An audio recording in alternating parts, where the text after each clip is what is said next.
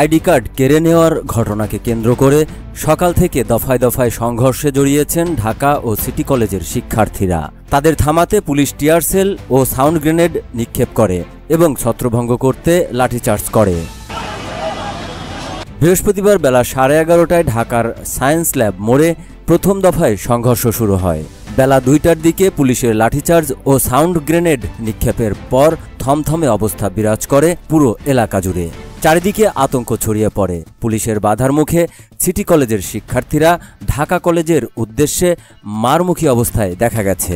এ ঘটনায় আজিমপুর ও নীলক্ষেত থেকে মিরপুর যাওয়ার সড়কে যান চলাচল পুরোপুরি বন্ধ হয়ে যায়। এতে তীব্র যানজটের সৃষ্টি হয়। জানা গেছে, সিটি কলেজের 2 ছাত্রের আইডি কার্ড কেড়ে নেওয়ার ঘটনা থেকে উত্তেজনার শুরু হয়।